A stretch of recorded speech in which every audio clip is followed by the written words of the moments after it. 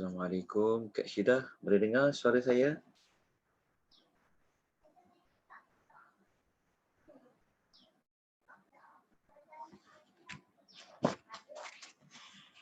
Assalamualaikum Kak.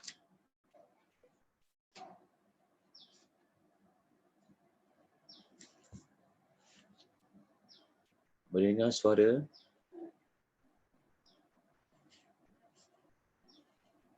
Alhamdulillah dengar Ustaz. Jelas Ya, jelas. Kejap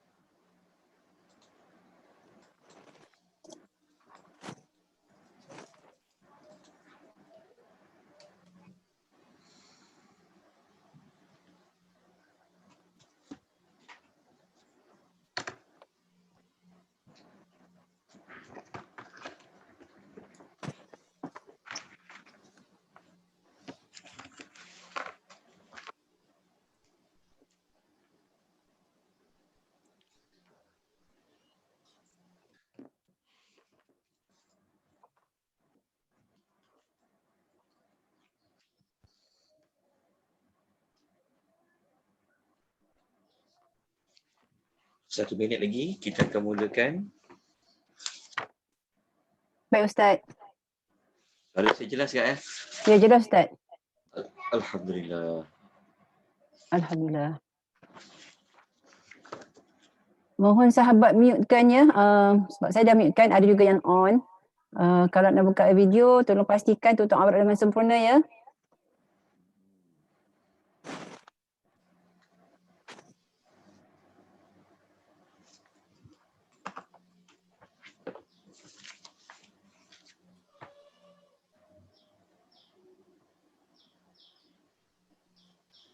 Okey, kita mulakan ya. Bismillahirrahmanirrahim. Assalamualaikum warahmatullahi wabarakatuh. Alhamdulillah. Wassalatu wassalamu ala Rasulillah wa ala alihi wa sahbihi wa man wala amma ba'd. Tuan-tuan, puan-puan, ibu-ibu yang dirahmati, lagi dikasihi oleh Allah Subhanahu wa taala. Sekali lagi kita dipertemukan oleh Allah Subhanahu wa taala. Kita dapat bersama-sama pada pagi ini dalam tempoh lebih kurang 1 jam daripada masa yang Allah berikan kepada kita. Moga-moga pengisian kita pada pagi ini, usaha kita pada pagi ini dicatat, dinilai oleh Allah Subhanahu wa taala sebagai salah satu amal soleh.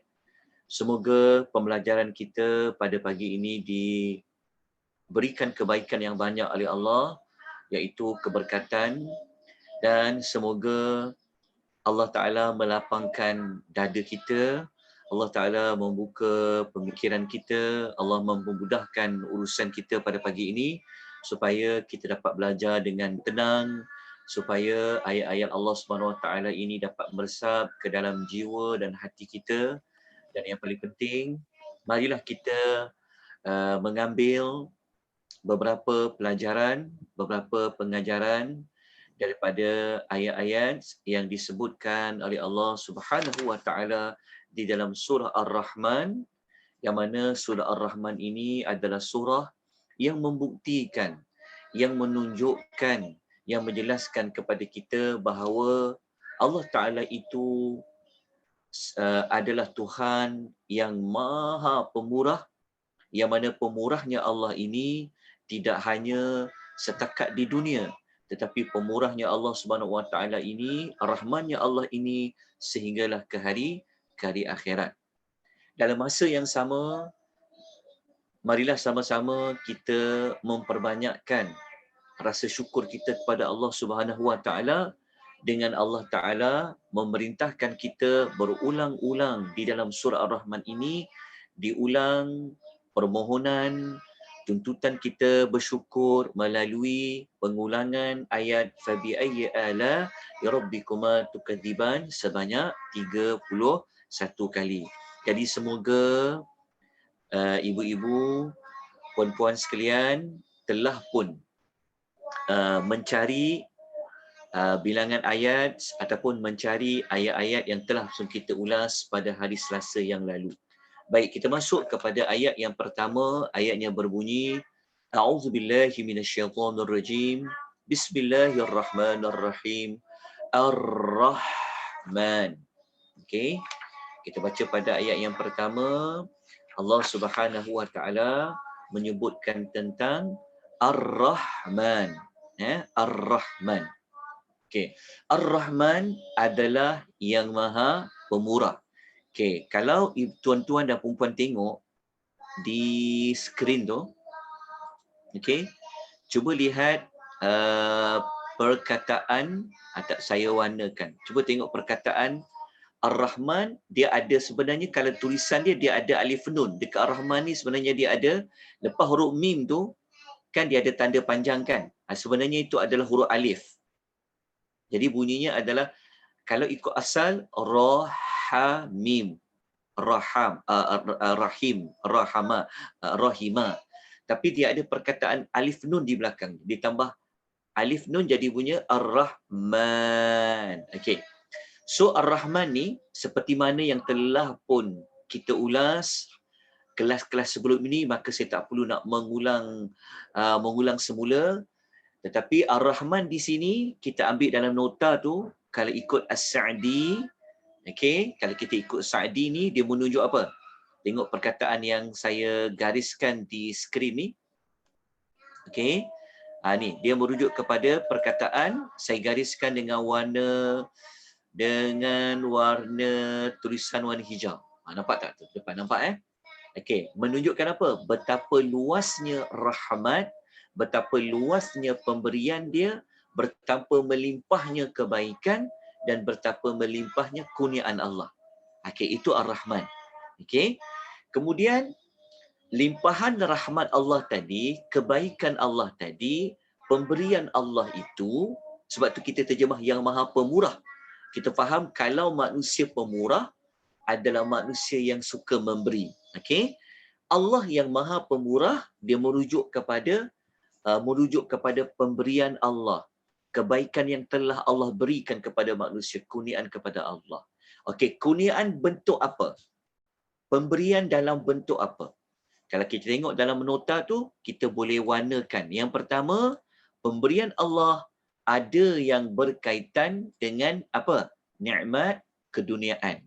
Sebab tu kalau kita baca surah Rahman ni, kita akan jumpa nikmat yang Allah bagi dapat tapi dia habis dekat dunia. Itu dia panggil nikmat duniawi. Nikmat keduniaan. Nanti kita jumpa ayat dia. Dan nikmat yang Allah beri kepada kita, dia ada juga nikmat bukan duniawi, tetapi dia adalah nikmat dari sudut apa? Dari sudut agama. Macam kita akan belajar nanti, Allah bagi kita nikmat Al-Quran. Nikmat Al-Quran. Itu adalah nikmat agama. Kemudian ada nikmat yang dia bukan habis di dunia saja. Ada nikmat itu adalah nikmat sampai di hari akhirat. Maknanya ada nikmat dunia, ada nikmat berbentuk agama, ada nikmat untuk ukhrawi kita. Maksudnya nanti kan kita akan belajar tentang syurga. Nanti kita akan belajar tentang neraka. Kita akan belajar tentang bagaimana Allah memberikan kenikmatan. Nikmat tu sampai di hari akhirat. Okey, selesai dekat sini. Okey. Kemudian kita lanjutkan. Kita pergi kepada nikmat duniawi. Kalau tengok di dekat subtopik tu, kandungan pertama. Kandungan pertama ni maksud dia, kita nak masuk kepada apakah nikmat pemberian yang Allah beri kepada manusia khususnya. Apa dia nikmat itu? Nikmat yang kita nak ulas di sini bermula ayat 22 ayat 2 sampai ayat 23 ni. Okey, kita nak cerita nikmat ni. Nikmat berbentuk duniawi dan ukhrawi. Okey, nikmat duniawi dan ukhrawi. Duniawi ni nikmat yang Allah beri ketika mana dunia ni masih ada, manusia nak survive, manusia nak hidup kat dunia ni, apa nikmat dia patut dapat. Kemudian nikmat ukhrawi. Okey, kita pergi kepada nikmat pertama.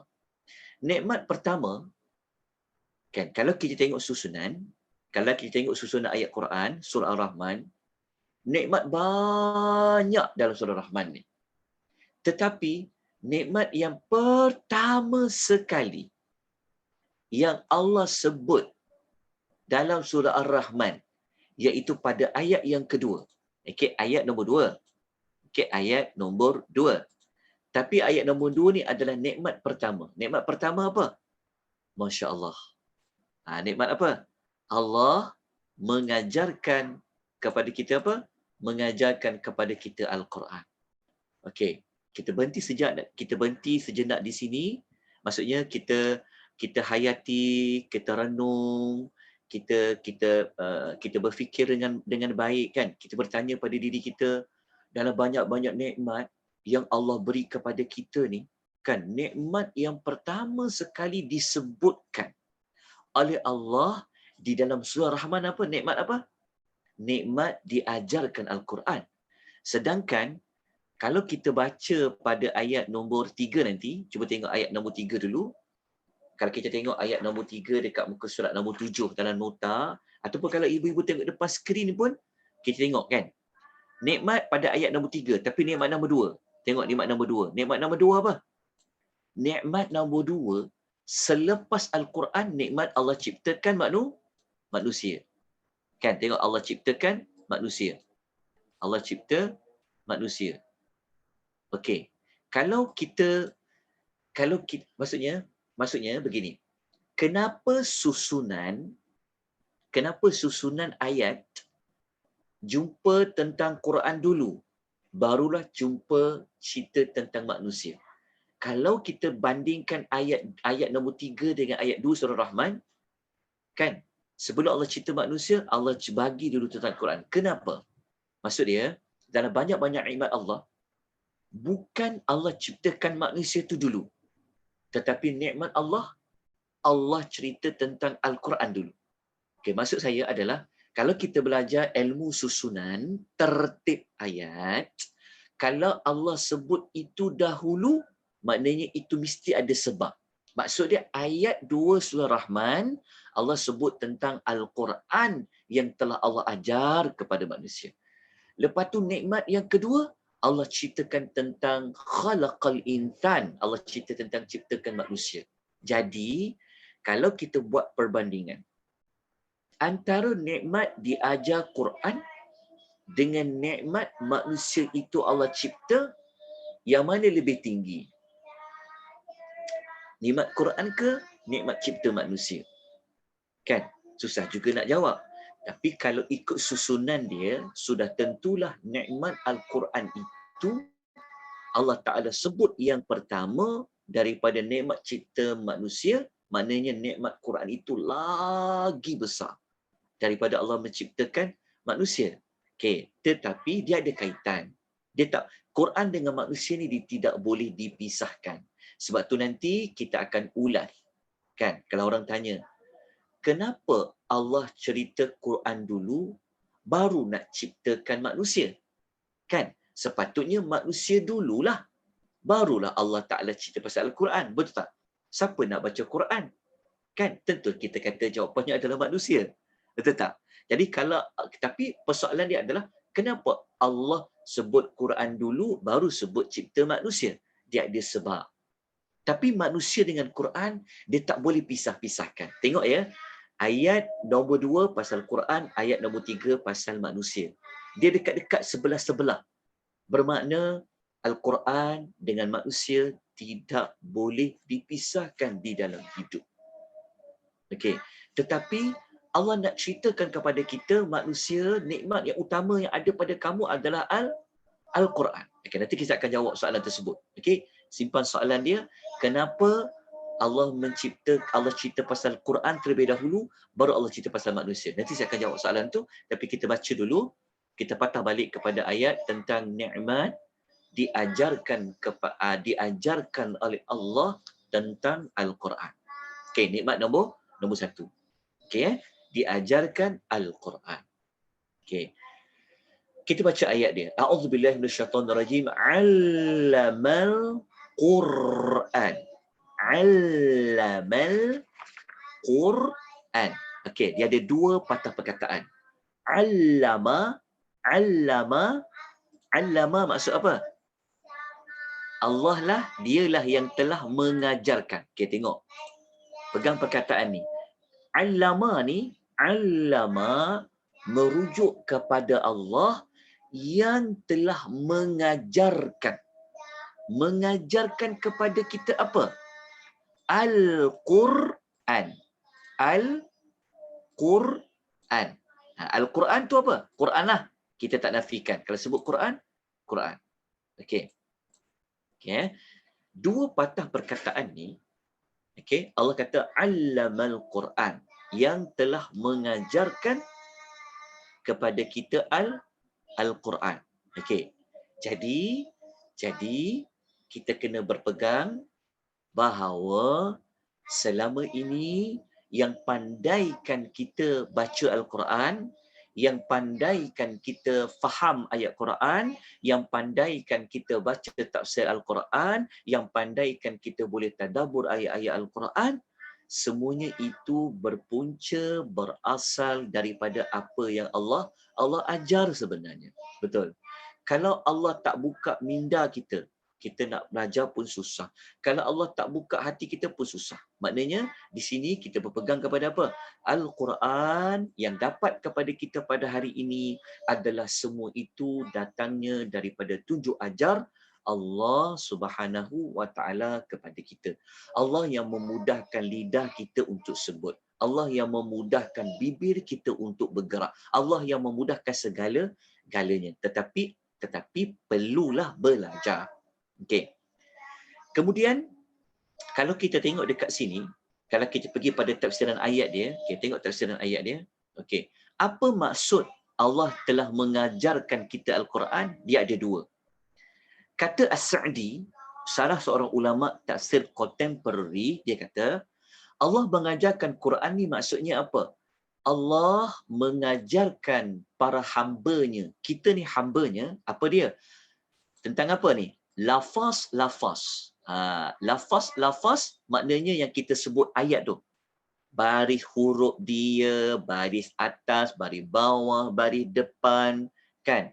Lepas tu Allah juga mengajar kita kepada apa?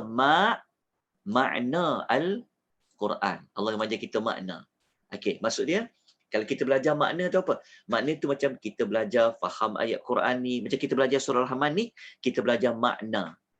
Kita tak belajar nak membaca tajwid dia, menyebut urut, tapi kita belajar makna. Okey, lafaz, sebutan huruf, sebutan ayat tu, itu adalah lafaz.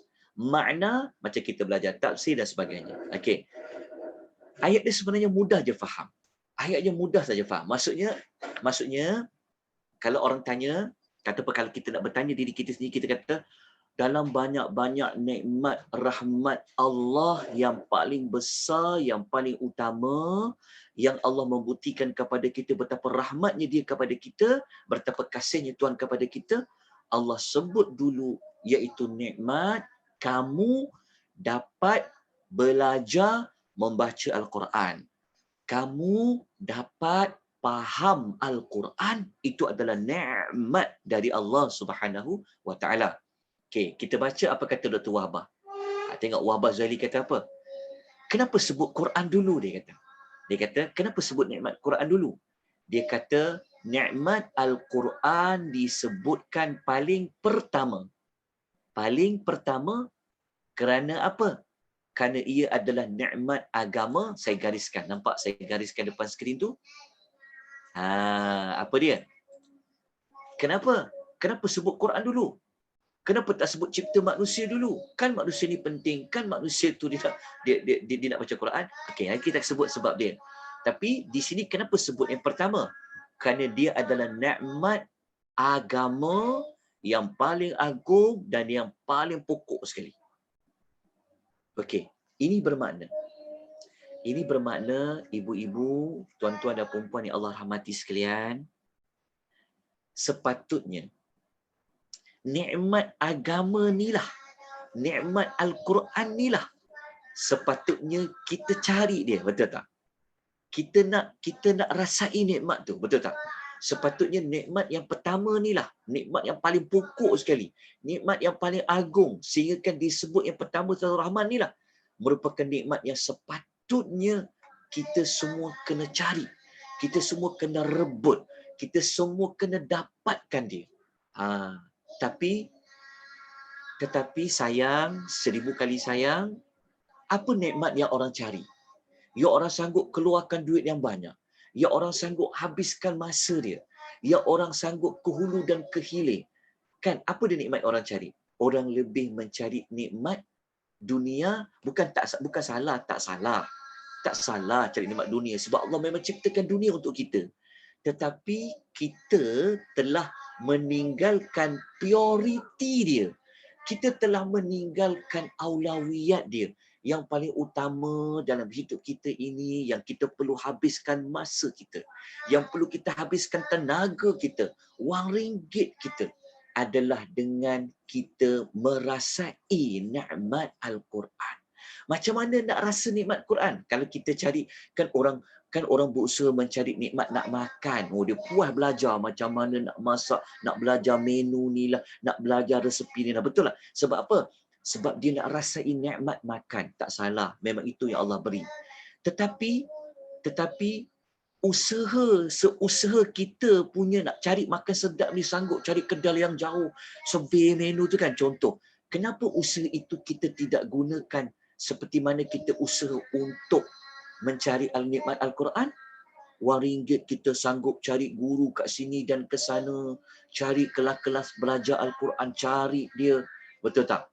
Jadi moga-moga ayat yang kedua ni, dia punya pengajaran apa? Pengajaran dia adalah, marilah kita semua menggunakan kesempatan hidup, waktu yang masih ada, wang ringgit yang masih ada, kan kita carilah untuk kita merasai nikmat agama yang paling utama, iaitu nikmat wahyu Al-Quranul Karim. Betul? Betul tak? Maksudnya kita kena pastikan anak-anak kita sepandai macam mana sekalipun kan, engkau mesti kena pandai Al-Quran. Betul? Kita jenuh cari anak belajar pandai, nak pandai baca, nak pandai baca bahasa Inggeris, nak pandai mengira. Kita risau kalau anak kita tak pandai nak baca. Kita risau cucu kita kalau tak pandai baca buku dan sebagainya. Tetapi risau kita yang paling utama, kan, apa yang patut kita buat adalah mesti kita kata, engkau Quran kau mesti kena pandai. Kan? Engkau Quran kau mesti kena faham. Maka kita kena usahalah cari pusat-pusat tuition Al-Quran. Jarang kita dengarkan pusat tuition Al-Quran, kan? Tapi kita cuba. Kita kena buat juga. Sebagai nenek, sebagai ibu, kita kena ingatkan pada cucu-cucu, ingat. Kan, kau pandai baca macam mana pun, kau pandai mengira macam mana, kau pandai biologi, kau pandai kimia, kau pandai apa pun, tetapi kau jangan sampai tak pandai baca Quran. Kau jangan sampai tak faham Al-Quran. Sebab apa? Sebab tu nikmat yang paling besar. Nikmat yang bawa sampai ke hari akhirat. Boleh ya tuan-tuan dan puan ya? Faham ya untuk ayat ni? Okay, saya pun tak perlu nak ulas. Cuma sedikit penekanan dekat perkataan Al-Quran ni, perkataan Al-Quran, ibu-ibu kena bulatkan ataupun kena tandakan perkataan alif nun di belakang dia. Kan Al-Quran. Al-Quran, dia ada huruf apa? Qaf, Ra, dia ada huruf Qa, Ra, A. Dia kalau ikutkan Quran ni, dia gabungan daripada huruf Qa, Ra, A. Qa, Ra, A tu maksudnya baca. Tapi kalau dia alif nun dekat belakang dia, jadi Quran. Jadi Quran. Alif nun di belakang dia tu menunjukkan bahawa Quran ni apa? Kalau tanya Quran tu apa? Quran, dia ada kalimah qara'a. Qara'a ni baca. Maknanya kalau Quran depan mata, kalau Quran ada di rumah kita Quran, tapi kalau tak dibaca, Quran tu dia tak jadi Quran. Sebab apa tak jadi Quran? Walaupun kita ada Quran, mushaf tu ada di tangan kita, contoh. Tapi kalau kita tak baca Quran tu, dia tak jadi tu Quran. Sebab apa? Sebab Quran itu, perkataan Quran itu sendiri adalah baca. Qara'a. Qara'a, baca. Macam kita kata Iqra. Iqra ni bacalah. So baca. Jadi kalau Quran itu tidak dibaca, dia tak jadilah dia Quran. Jadi Quran itu kena baca. Lepas tu dibaca berapa kerap, dibaca berapa kali, diletakkan ada alif dan nun belakang dia. Tu jadinya Quran. Jadi kalau ditambah alif nun di belakang dia, menunjukkan apa? Menunjukkan benda itu dia, kalau dikata pada baca, qara'a, baca. Kalau ada alif nun, an tu kan? An tu maksudnya apa? Kena kerap dan kena selalu baca. Qara'a, baca. Nak baca berapa banyak, berapa kerap, ditambah ada alif nun di belakangnya. Tu jadi Quran. Maksudnya kenapa? Quran itu kena dibaca. Kalau tak dibaca, dia tak dinamakan Al-Quran. Lepas tu kena baca banyak tak? Kena baca selalu? Ya, kena baca selalu. Sebab dia ada alif nun di belakangnya. Ada alif nun di belakangnya, maknanya qara'a plus alif nun, dia jadi Quran. Okey, jelas? Faham Okey. Itu yang pertama. Okey. Okey, kita terus kepada yang kedua. Okey, yang kedua. Okey, ayat nombor 2 tadi tentang Al-Quran, dah buat catatan, maksudnya apa tindakan yang kita kena buat, Baca apakah baca, tapi baca berapa lama? sekerapnya. Kena baca kerap. Kenapa kena kerap? Kerana ada alif dan nun belakang Quran tu. Jelas ya? Alif dan nun tu dia menunjukkan mubalaghah. Mubalaghah ni menunjukkan kepada kedalaman makna dia. Maknanya baca yang macam mana? An tu maksudnya banyak, maksudnya kerap. Macam tu. Okey. Dalam masa yang sama, jangan masa yang sama apa? Hidup kita, hidup ahli keluarga kita, hidup anak-anak kita, kehidupan cucu-cucu kita, zuriat kita, kan kita kena ingatkan mereka bahawa sebanyak mana nikmat wang ringgit yang dia ada, sebanyak mana nikmat pangkat darjat yang dia ada, sepandai mana dia yang ada, tapi jangan sampai tidak pandai baca Al-Quran. Jangan sampai Al-Quran tidak tahu. Okey, sebab apa?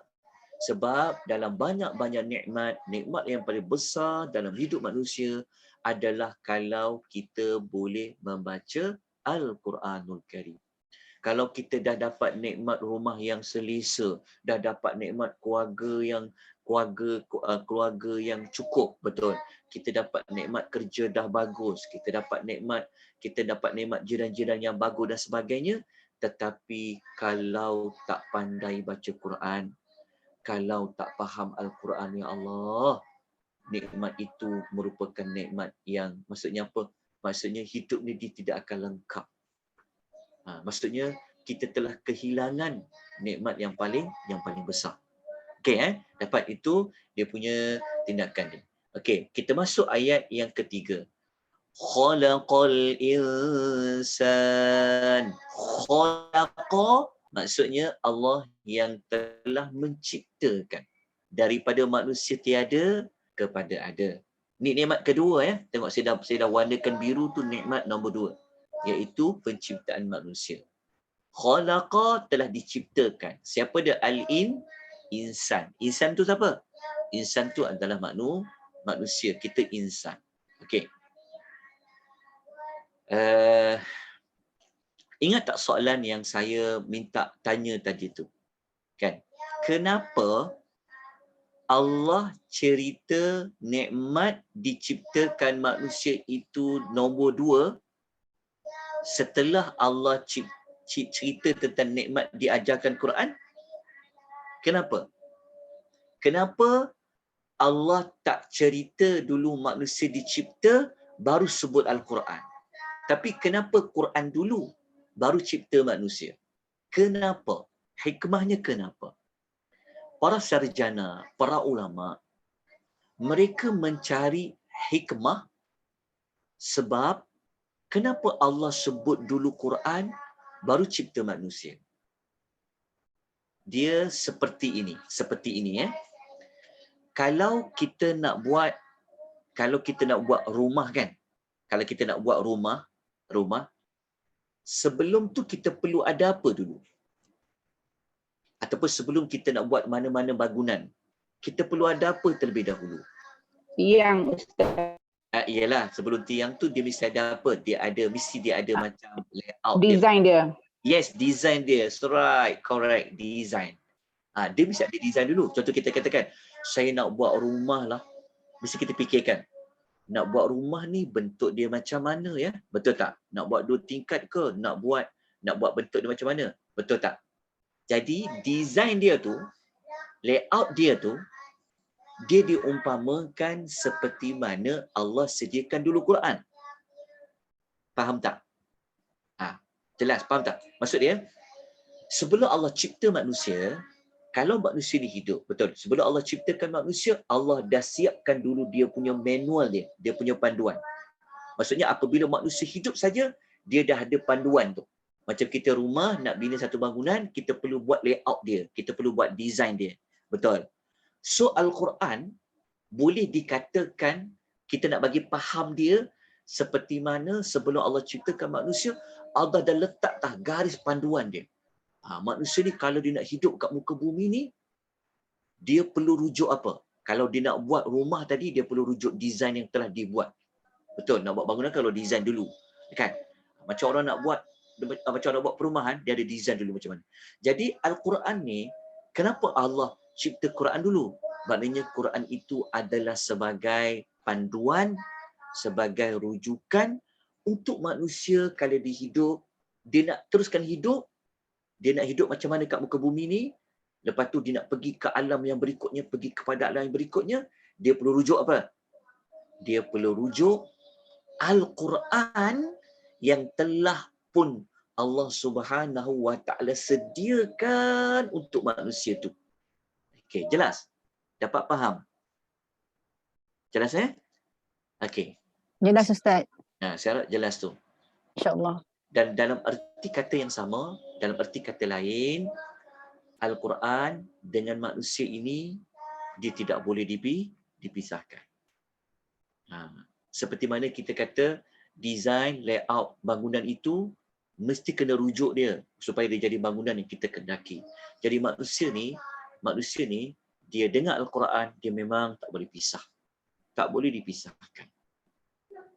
Kena selalu dekat dengan manusia. Okey. Kita teruskan dengan ayat yang berikutnya. Tapi sebelum tu, okey. Kalau kita perhatikan ayat 3 kan, selain dari manusia, Allah cipta makhluk apa lagi yang lain? Allah cipta tak jin? Jin, ya. Cipta kan, betul? Ya. Tapi kenapa Allah sebut ayat 3 tu manusia je? Betul tak? Kalau kita tengok kan, kita dah belajar pada minggu lepas tu. Surah Ar-Rahman ni Nabi baca kepada kumpulan jin. Surah Ar-Rahman ada maklumat pasal jin. Tapi kenapa Allah tak kata ayat 3 tu cerita tentang Allah menciptakan jin? Allah cipta jin, tapi Allah tak sebut secara khusus seperti ayat 3 ni. Allah kata, khalaqal insan, kan? Betul tak? Allah kata, telah menciptakan insan. Kenapa Allah tak cerita pada ayat awal, telah menciptakan jin juga? Tak. Kenapa? Nak menunjukkan kepada kita dalam banyak-banyak makhluk yang telah Allah ciptakan, siapa dia yang terbaik? Manusia, Ustaz. Ya, manusia. Manusia adalah yang terbaik. Okey. Kemudian kita pergi terus kepada ayat yang keempat, tapi nikmat nombor 3. Ayat nombor 4, tapi nikmat nombor 3. Okey, nikmat yang ketiga. Nikmat ketiga. Selepas Allah ceritakan manusia kan. Nikmat 3 apa? Manusia Allah berikan kepada mereka boleh buat apa tu? Allah berikan kepada mereka boleh berkata-kata, boleh bercakap, boleh meluahkan apa yang ada di dalam hati, dia boleh luahkan dengan perkataan. Betul tak? Hebatnya manusia ni, istimewanya manusia ni, betul? Allah ajarkan kepada mereka boleh berbicara. Dia boleh meluahkan apa yang terkandung dalam isi hati. Dia tak boleh bicara bertutur dengan mulut, dia boleh bertutur dengan apa? Dia boleh bertutur dengan isyarat. Betul tak? Kan?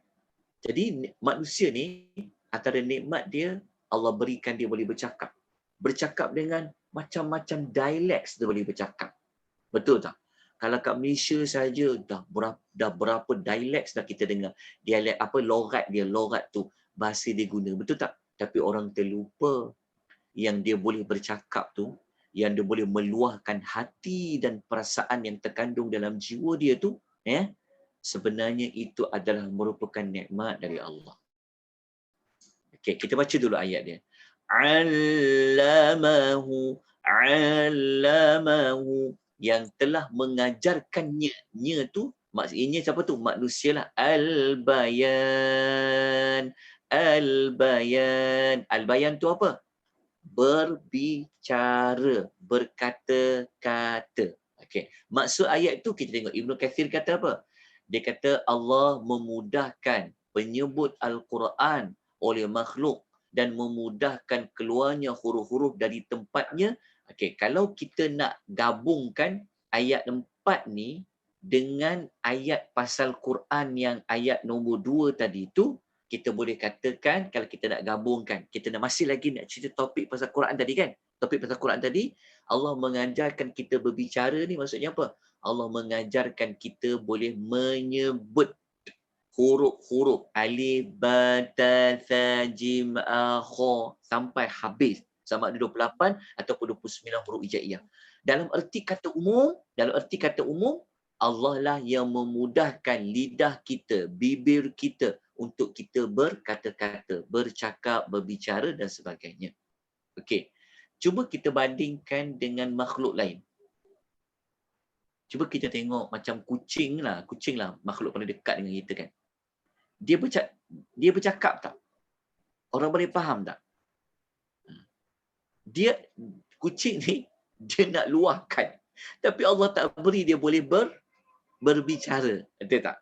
Kan? Hanya Nabi Sulaiman je yang tahulah semut tu nak cakap apa. Betul. Kan? Tapi dia tak bercakap. Ayam tidak berbicara tapi dia tak boleh sebab Allah tak beri kepada mereka alamahul bayan. Allah tak bagi mereka boleh bercakap. Kalau tidak kan kita boleh bercakap dengan haiwan-haiwan. Boleh bercakap sekian-sekian tu. Okey. Tetapi berbeza dengan manusia. Dia boleh luahkan hati dan perasaan dia sehingga dia boleh berbicara. Itu adalah nikmat nombor berapa? Itu nikmat yang ketiga. Khususnya Allah berikan kita nikmat boleh berbicara dari sudut membaca Al-Quranul Karim. Okey. Kita pergi kepada nikmat yang keempat dengan nikmat yang kelima. Dalam nota muka surat nombor 8. Muka surat nombor 8.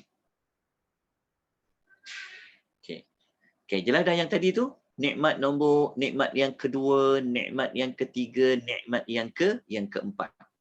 Nikmat yang kedua, ketiga tadi. Nikmat nombor 2, nikmat pertama, nikmat kedua dengan nikmat nombor 3.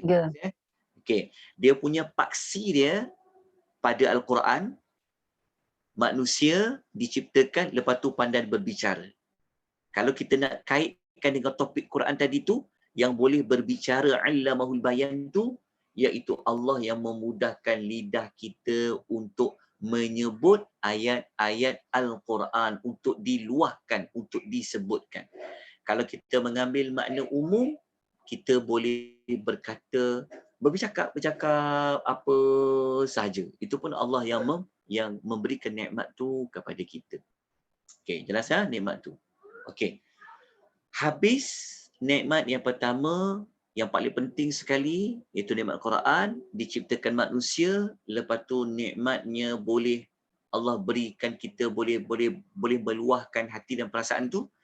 Kemudian Allah sebutkan kepada kita nikmat yang di atas kita. Okey, nikmat 4 dan 5 ni kalau boleh tulislah sikit kat ujung dia. Nikmat apa?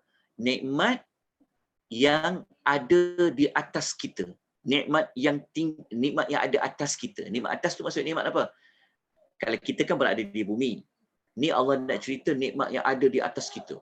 Di langit-langit tu. Yang dekat langit-langit tu. Ni nikmat nombor 4 dan 5. Okey, nikmat 4 dan 5 ni nikmat yang ada pada Allah, yang Allah kurniakan nikmat tu dia berada di tempat yang tinggi. Dia ada di atas kita. Nikmat yang ada di atas kita. Ayat nombor apa?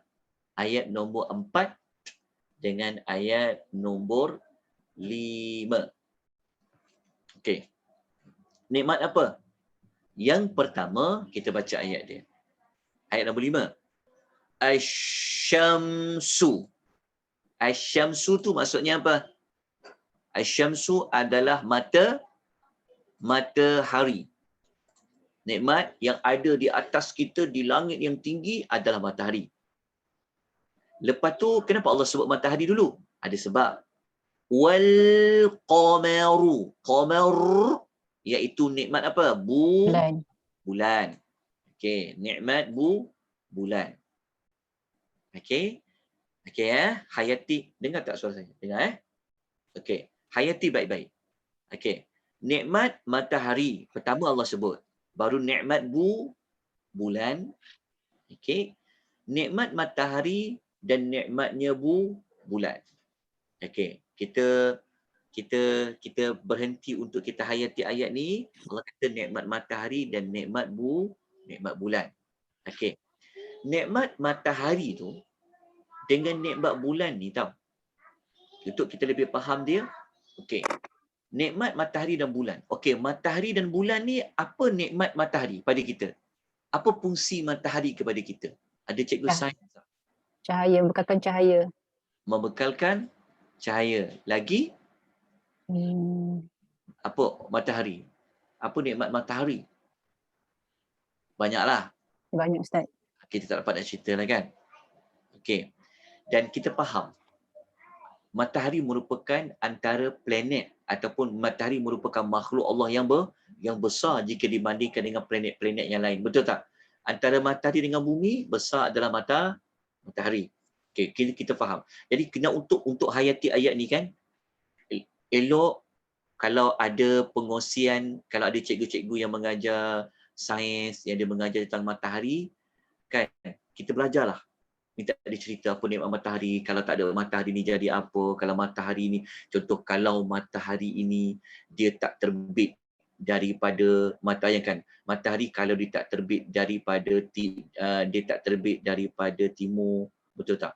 Maksudnya matahari ni kalau dia tak jalan ikut paksi dia, so macam mana? Begitu juga dengan nikmat bulan.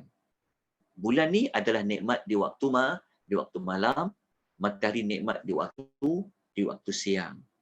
Okey, matahari Allah sebut dulu, baru Allah sebut bulan. Kerana cahaya matahari itu fungsinya lebih besar daripada cahayanya bulan. Sebab bulan itu sendiri dia menumpang daripada cahaya matahari. Nanti kita belajar kan, kalau tanya kenapa sebut matahari dulu, baru Allah sebut bulan. Jawapan dia adalah kerana matahari itu dialah yang utama dari sudut bulan. Bulan kan menumpang cahaya dia. Okey, ini kita rasa saya tak perlu nak ulas lebih panjang sebab semua orang faham tentang nikmat matahari, nikmat bulan. Okey, so lepas ni cara nak tadabbur, nak hayati, tafakkur alam. Kalau kita pergi keluar, tengok matahari, kita ingat ayat nombor 5. Oh, ni nikmat matahari pada kita. Lepas tu kita tengok bulan di waktu malam, ingat ayat nombor 5 tentang bulan. Okey. Tetapi pada ayat nombor 5 ni bukan sekadar Allah sebut matahari dan bulan, tetapi Allah bagi tahu kepada kita bahawa nikmat matahari dan bulan itu bihusban. Nampak tak perkataan bihusban? Bihusban, kalau kita tengok terjemahan dia beredar menurut peraturan dan perhitungannya yang tertentu. Okey, maksudnya kenapa Allah nak kata nikmat matahari dan bulan tu? Perkataan bihusban. Bihusban ni, kita tengok dia punya tafsiran, bihusban ni merujuk kepada apa? Yang beredar, yang beredar secara berganti-ganti. Matahari lepas dia terbenam, cahaya bulan pula yang ambil. Pusinglah. Maksud dia, kita kan bersilih ganti. Datangnya matahari, kemudian timbulnya bulan. Hilangnya cahaya bulan, munculnya matahari. Daripada dulu sampailah sekarang. Persoalan dia adalah siapakah yang Siang dan malam. Siapakah yang telah menjalankan matahari itu, dia beredar, dia berjalan di langit sana dengan kaedah dia tertentu. Maksudnya matahari dulu, lepas tu baru datang bulan. Maksudnya dia beredar ikut kesesuaian dia. Itu semua diaturkan oleh Allah Subhanahu wa Ta'ala. Jadi nikmat, rupa-rupanya yang jaga matahari, yang jaga bulan itu adalah Allah. Nikmat tu sebab manusia dia tak boleh hidup dekat muka bumi kalau dia tanpa cahaya matahari. Dan perlu juga bulan yang ada di waktu malam. Okey. Kalau kita baca ayat lain, sebenarnya ada ayat lain yang dia menerangkan macam ayat nombor 5 surah Ar-Rahman tu. Contohnya macam ayat dalam surah Yasin ayat 40. Allah kata apa? La syamsu yanbaghi laha an tudriqal qamara wa lal-lailu sabiqun nahar wa kullun fi falaki yasbahun. Allah kata matahari tu dia tak mungkin dapat kejar bulan dan malam tu pula takkan dapat mendahului siang.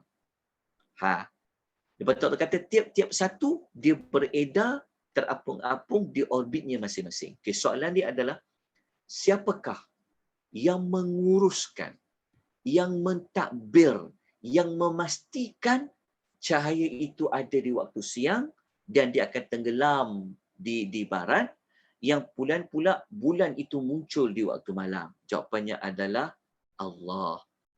Jawapannya adalah Allah. Allah boleh sahaja untuk melambatkan matahari itu terbit. Boleh. Allah boleh sahaja nak jadikan bulan tu sampai 24 jam. Boleh. Allah boleh jadikan matahari ni dia terang saja. Tak ada waktu dia untuk jadi malam. Boleh. Allah boleh buat. Yang itu Allah disebut. Okay? Kalau kita sebut, kita banyak jumpa dalam ayat Quran, kita boleh jumpa. Maksudnya, ayat ni sebenarnya Allah nak bawa kita renung, faham, hayati matahari yang ada pada kamu pada hari ini, bulan yang ada pada kamu itu, ianya adalah daripada Allah. Allah lah yang bihusban tadi. Allah lah yang mengaturkan dia berjalan mengikut peredaran dia. Okey. Kalau kita baca ayat yang lain, Allah nak suruh kita syukur kepada dia dengan ada nikmatnya matahari, ada nikmatnya bulan itu. Kita kena tengok, kita fahamlah sedia maklum. Matahari ni dan bulan ni fungsinya untuk apa? Kalau kita baca ayat ni, untuk apa? Untuk dapat mengetahui bilangan tahun dan kiraan masa. Okey, macam sekarang. Sekarang ni bulan apa? Orang katakan, bulan apa ni? Orang tahu, ni bulan Islam, bulan apa?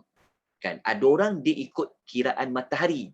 Itu yang tahun keluarnya kalender apa? Kalender Masihi. Macam kita kira, ni kan bulan Disember kan? Disember dia kira dari sudut matahari dia. Tapi kalau Muslim, dia mengira dari sudut bulan dia. Dia mengira tahun Qamari. Tahun bulan. Bulan apa? Bulan. Okey. Tapi dua-dua tu sebenarnya dia bawa maksud apa? Dia bawa maksud bahawa daripada matahari itu orang boleh kira tahun, orang boleh kira masa. Macam kita kan, contoh. Okey. Sekarang matahari dah terbit ke belum? Dah lah Ustaz, matahari dah terbit. Matahari terbit tu dia merujuk kepada apa?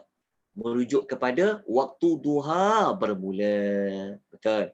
Kalau matahari tu nanti kalau dia dah mula condong, dia panggil, kalau orang dulu, kalau kita, mungkinlah kita tak dapat nak menghayati ayat pasal matahari dan bulan ni, betul. Sebab kita sekarang bergantung kepada dah ada jam, betul. Nak solat, kita tahu pukul berapa zuhur. Betul. Nak sembahyang asar, dah tahu pukul berapa. Tapi orang dulu-dulu, mereka sangat dapat merasai ayat ni sangat kesan pada mereka. Apa? Sebab orang dulu-dulu kan, mereka sangat berpandu kepada apa? Mereka berpandu kepada cahaya matahari dan bulan. Kan kita dulu belajar kan? Kita nak tengok bayang-bayang panjang kan? Kan dulu kita belajar kat sekolah kecil-kecil dulu kita belajar, kalau nak tahu waktu solat macam mana kan, mereka tacak tiang kan, tengok bayang-bayang kan. Berbeza dengan kita sekarang tengok jam saja. Tapi jam yang kita dapat ni semua daripada ahli falak. Ahli falak buat itulah dia melihat kepada apa yang ada pada matahari dan bulan tu. Jelas ya? Okey. Kalau matahari dia dah mula nampak terbenam, dan nak terbenam dah, menandakan apa? Orang dulu tahu, kalau matahari terbenam ni, dah masuk maghrib. Matahari terbenam ni dah boleh buka puasa. Jelas tak? Kan besar nikmat tu. Betul.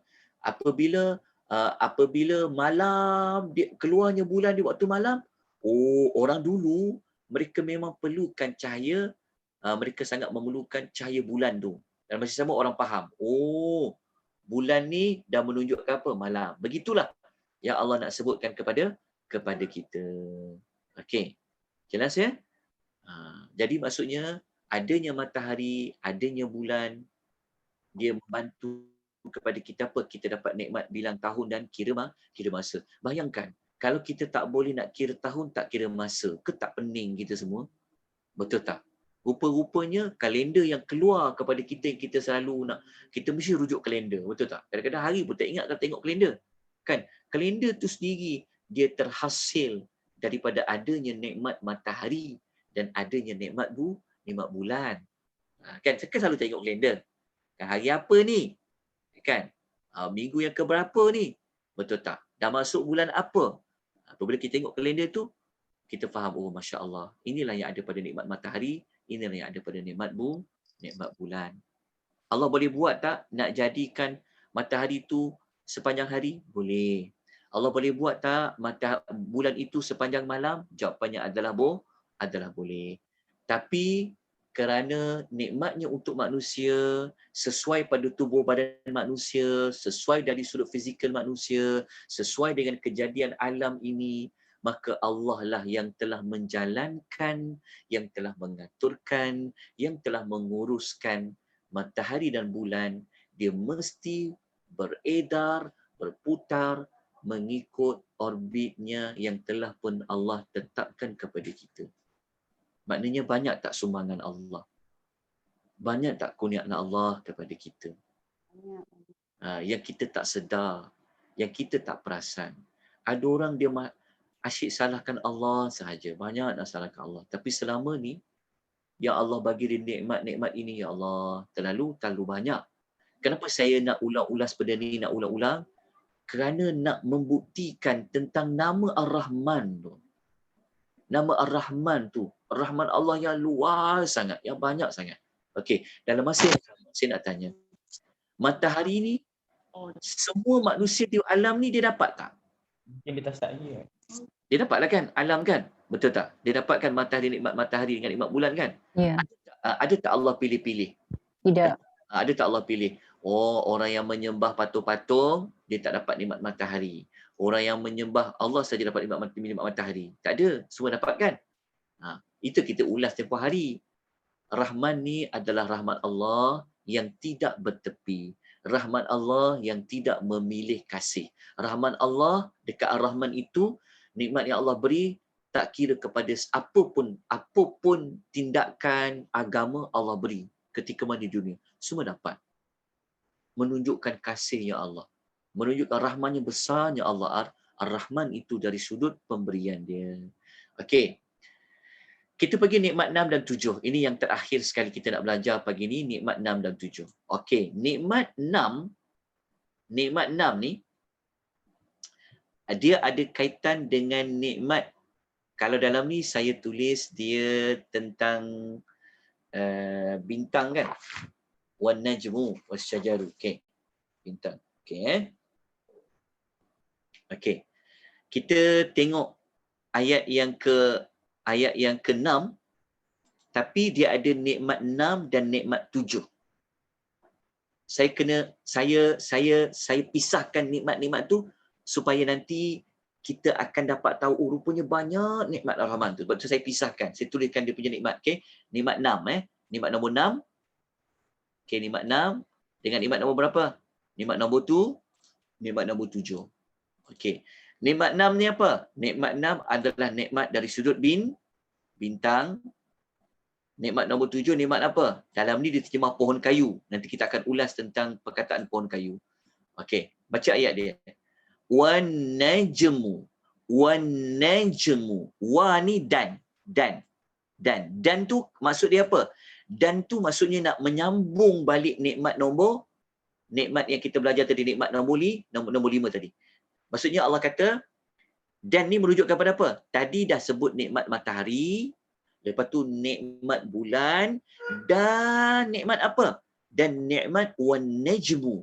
Najmu ni nikmat apa? Nikmat bintang. Nikmat adanya bintang. Nikmat bintang. Okey. Lepas tu bukan sekadar nikmat bintang. Serta ni maksudnya dan lah. Lepas tu dia ada wow. Dan nikmat lain tau. Penting sangat tahu perkataan wa ni. Dan. Kerana kita nak perbanyakkan, perluaskan, nak membuktikan Allah tu Rahman, kita sebut dan tadi untuk membuktikan. Dan wasyajar. Kalau setengah terjemah dia terjemah pohon kayu. Okey, dia terjemah pohon kayu. Okey. Mari kita baca dulu dia punya ayat dia. Okey. Wan najmu dan nikmat bintang, wasyajaru dan nikmat pohon-pohon kayu. Dalam tu diterjemah nikmat pohon-pohon kayu. Okey, wan najmu. Okey, kejap wan najmu pohon-pohon kayu, wasyajaru. Okey. Wasyajaru, kalau kita baca tafsiran yang biasa kita baca, diterjemah dia adalah wasyajaru ni adalah pokok-pokok. Okey, Allah nak kata bintang dan pohon-pohon kayu ini yasjudan. Yasjudan ni sujud kedua-duanya. Sujud kedua-duanya dalam konteks menterjemahkan bintang dan pohon kayu. Maksudnya apa? Mereka itu tunduk. Sujud adalah simbolik kepada tunduk, kan? Kan sujud kita sujud pada Allah menunjukkan apa? Kita menundukkan diri kita, kita merendahkan diri kita. Jadi apabila dipakai kepada bintang dan pohon-pohon kayu, menunjukkan bahawa bintang ini mereka sentiasa mengikut arahan Allah.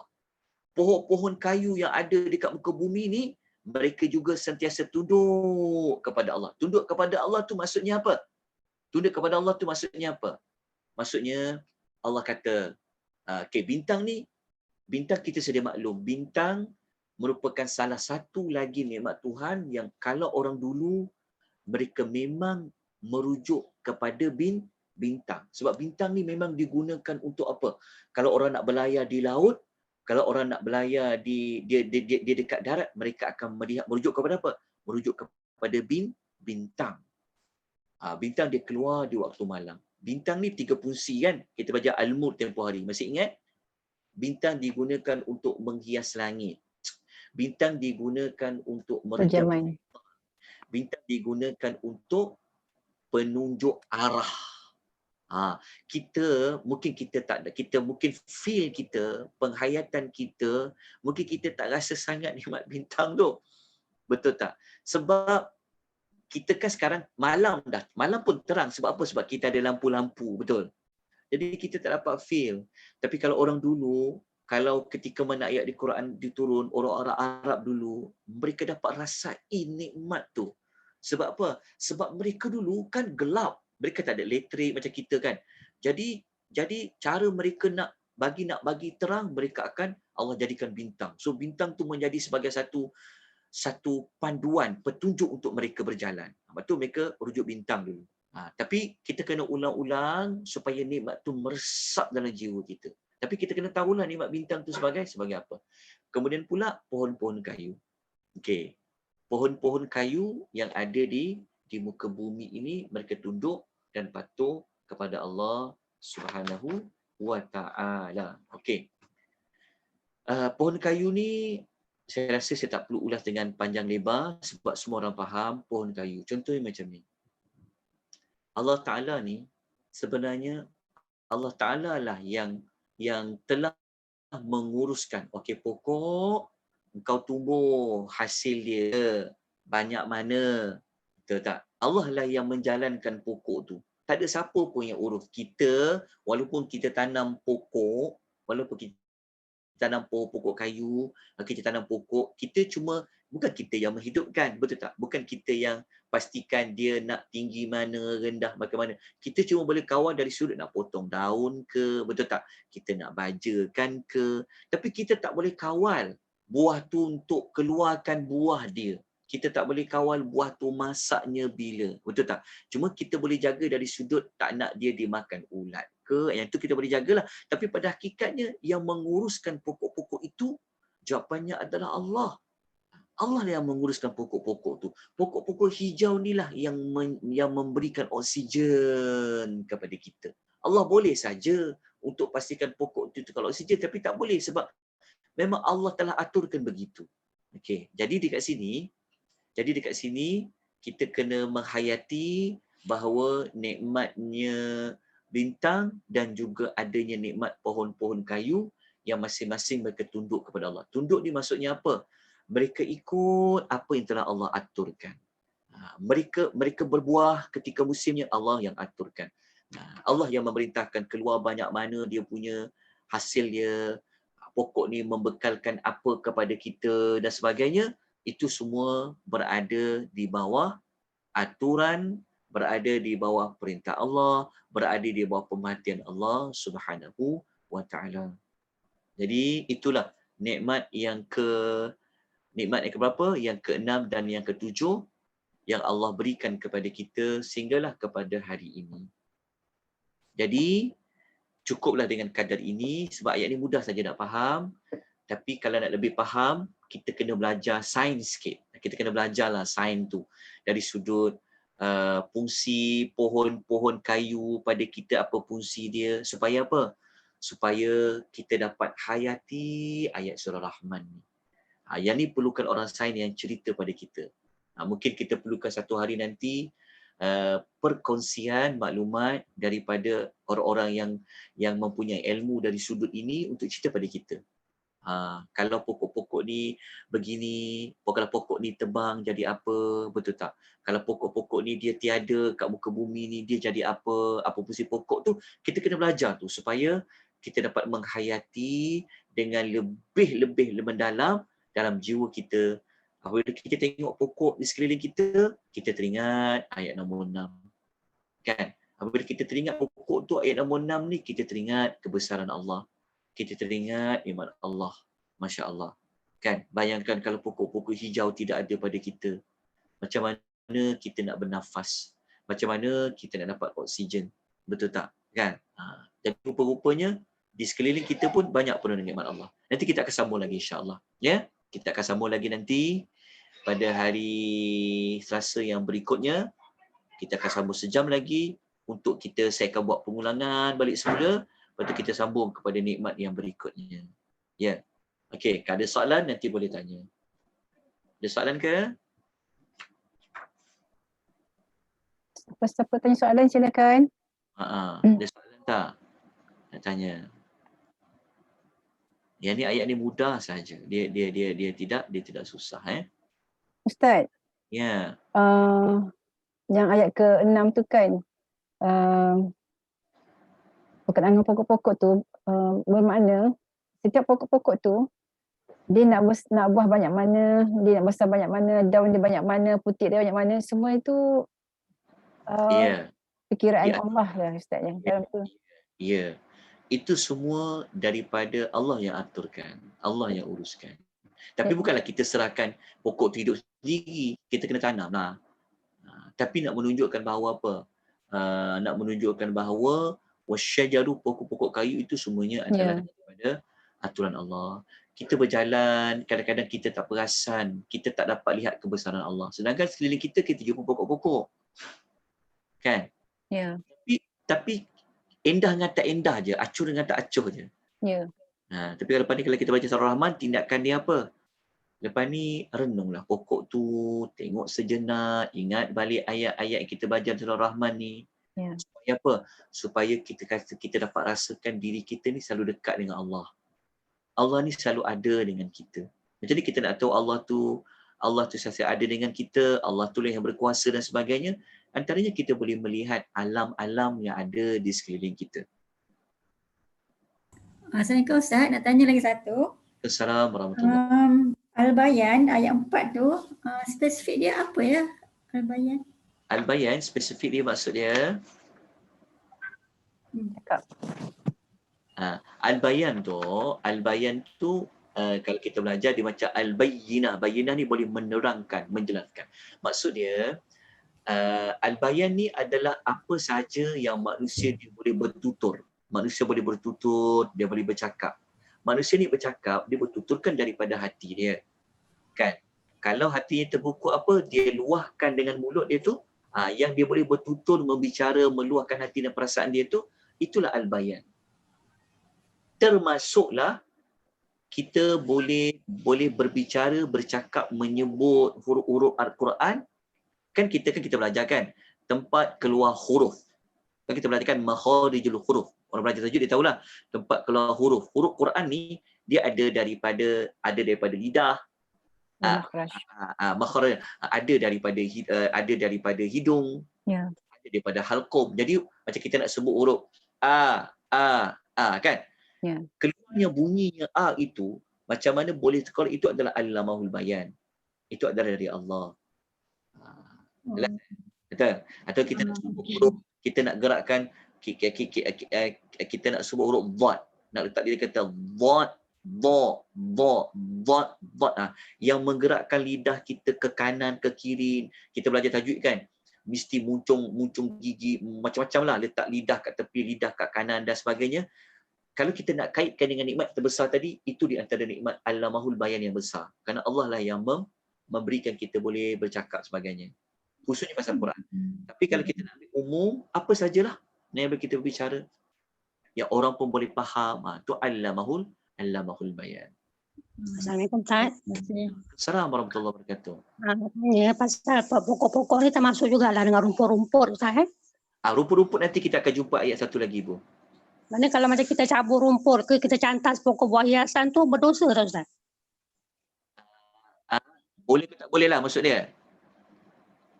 Boleh Kalau berdosa pasal ke rumput-rumput tu, nanti kita akan maksud ibu apa tu? Boleh ke tak? Maksudnya kalau macam pokok kan, jangan kata kita cantas pokok tu buah hiasan ke ataupun rumput-rumput tu kita cabur, adakah kita dikira bersalah Ustaz? Sebab mereka ni kan taat kepada Allah. Okey. Ada benda yang diharuskan boleh. Memang Allah ciptakan alam ni dia adalah untuk manusia. Boleh jika ada keperluan dia dibenarkan. Cuma tidaklah kita macam contoh yang salah macam kita mendebang hutan contoh kan. Mendebang hutan tanpa ada keperluan. Sebab hutan ni dia bertasbih pada Allah, pokok-pokok dia bertasbih kepada Allah, betul. Kalau tidak ada keperluan digunakan untuk manusia, kita tak perlulah untuk kita rosakkan dia. Tu yang adanya kempen-kempen yang jaga environment tu, yang kempen-kempen hijau kan. Kempen hijau, bumi hijau tu kan. Itu bagus tu kalau kita join, kalau kita belajar tu. Yalah, tak ada keperluan, buat apa kita nak tebang hutan? Tapi tak ada keperluan kita nak gunakan tanah, nak buat perumahan contoh kan, maka hutan tu kena tebang. Pada ketika tu tak salah lah untuk kita menebang pokok-pokok tersebut. Seperti juga kita tengok rumput dah panjang kat rumah kita. Kita faham rumput panjang ni kadang-kadang ada apa? Kadang-kadang takut ada binatang bisa sebagainya, maka kita dibenarkan untuk memotong. Maksudnya kalau ada keperluan yang diharuskan dibenarkan boleh. Tapi kalau tidak ada keperluan, maksudnya benda tu tak ada, maksudnya tak perlu pun kita rosakkan dia, kan? Maka tak perlulah. Tapi ada kala kalau dah semak samun, kan? Kita sedia maklum ada binatang bahaya, maka kita dibenarkan untuk kita membersihkan dia. Jelas Okey, Ustaz. Dia kata sini segala di langit dan di bumi ni sujud kepada Allah. Termasuk matahari, bulan, bintang, gunungan. Macam mana yang dikatakan mereka ni sujud dan kepada Allah tu? Okey, sujud tu bermakna mereka mengikut semua, maksudnya mereka menjalankan fungsi mereka tu ikut apa Allah tetap. Sujud maksudnya mereka tak boleh, contoh matahari engkau kena timbul di barat, engkau kena keluar terbit dari timur, engkau kena terbenam di barat, betul? Jadi tanda dia sujud pada Allah tu bermaksud juga maksud apa? Dia memang kena terbit daripada timur, dia akan terbenam di barat. Faham tak maksudnya? Maksudnya apa saja yang pada fungsi setiap makhluk-makhluk ni mereka sujud tu maksudnya apa? Sujud maknanya mereka ikut semua yang telah pun Allah aturkan. Kalau Allah kata pokok, engkau kena membekalkan oksigen, maka dia akan mengeluarkan oksigen. Tu mereka sujud. Maksudnya semua makhluk yang ada di muka bumi Allah ni, ataupun di atas ataupun di bawah ni, mereka semua sujud kepada Allah. Sujud dari sudut apa? Menjalankan, mengeluarkan fungsi-fungsi yang telah Allah tetapkan. Faham tak maksudnya? Jelas? Faham. Okey, sujud tu. Mungkin ada yang faham sujud tu macam apa? Tu sujud tunduk, betul? Ya, betul. Mungkin orang ingat matahari. Sebenarnya memang ada. Kalau kita baca secara khusus, sebenarnya memang matahari ni kalau kita belajar, ketika dia terbenam, sebenarnya dia pergi ke arasy Allah. Ada hadis tu kata, bila dia terbenam kan, dia pergi menghadap Allah. Lepas tu Allah kata, okey, kau pergi semula nanti terbit daripada timur. Lepas tu setiap kali terbenam macam tu. Dia mengikut perintah Tuhan. Sampai Allah kata, okey matahari, nanti satu hari engkau kena terbit daripada barat. Contohnya dekat kiamat kan. Dia kata dia akan ikut. Kalau kita baca hadis memang matahari dia akan pergi bertemu dengan Allah Subhanahu Wa Taala.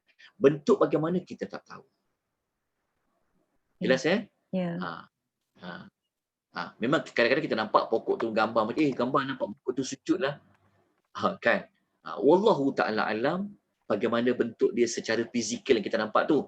Tetapi dari sudut maksud sujud tu adalah mereka berjalan, mereka berfungsi kepada manusia ini mengikut seperti mana yang telah pun Allah tetapkan.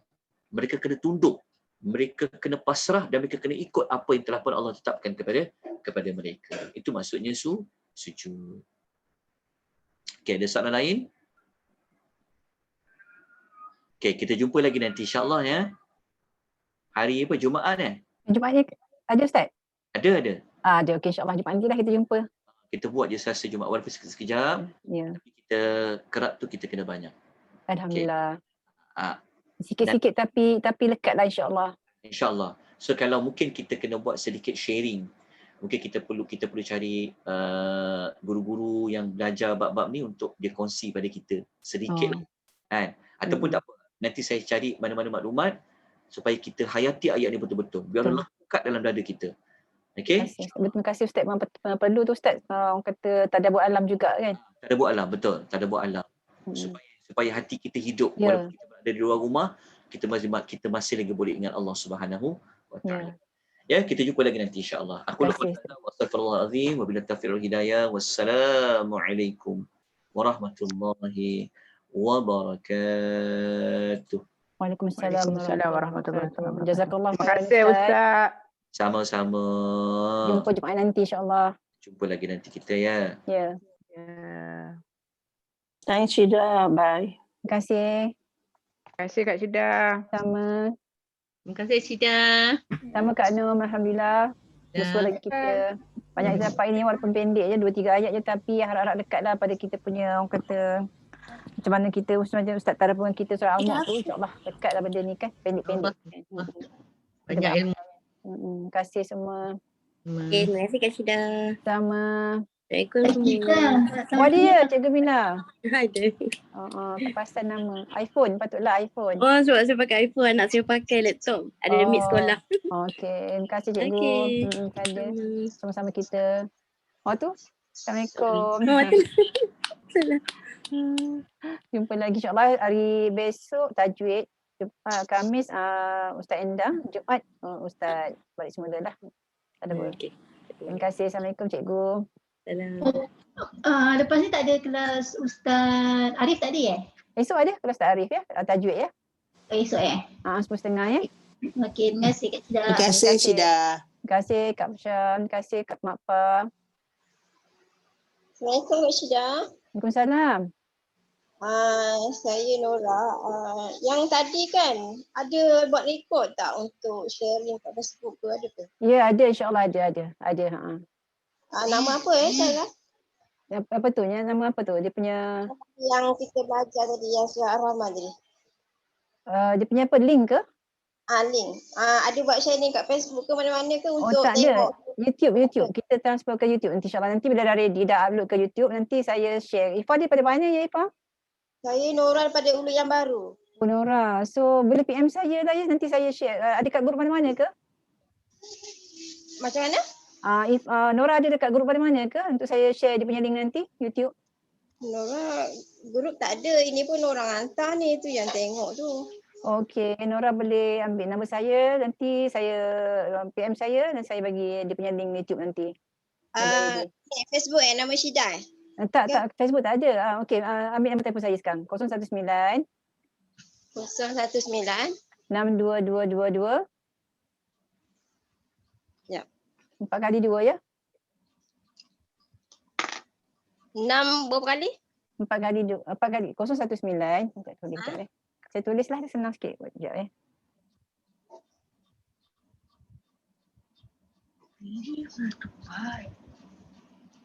Saya tulis ya dekat ruang chat. Boleh. Kak Syida, kalau nak nota macam mana? Nota nanti yang Ustaz bapa dekat skrin tu. Ada nanti kalau share. Alina tak ada dalam grup ke? Ada dalam grup Ustaz tu ada. Ada dekat dalam grup Ustaz ada. Ustaz share kat grup. Nanti akak share lagi sekali, mungkin saya lambat masuk dalam grup tu, jadi saya tak dapat nota tu. Oh ya, terlepas pandang ya, jauh dah kan. Nanti kalau share insya-Allah kat grup Ustaz ya. Okey, terima kasih Kak Syida. Sama. Terima kasih semua. Sudah. Azia, besok ya. Okay. Terima kasih Kak Syida. Sama, terima kasih Nora. Dapat nombor telefon saya ya. 019622 60. 4 kali 2 ya. 4 kali 2. PM Kak Syida ya. Okay, insyaAllah. Assalamualaikum. Waalaikumsalam Kak tu. Ustaz dah live dah ya.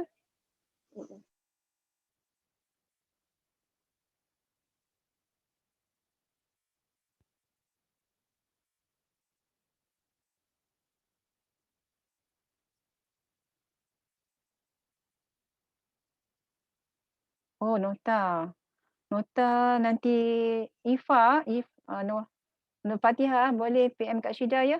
Nanti Kak dah sharekan nota. Nota ada Ustaz bagi. Hard copy pun ada, soft copy pun ada, tapi tak apa. Tolong ambil number tu dan PM Kak Syida, nanti Kak dah sharekan. Sama-sama. Penting nota ni sebab kalau tak ada nota kita tak ada nak rujuk. Kita boleh tulis kat nota.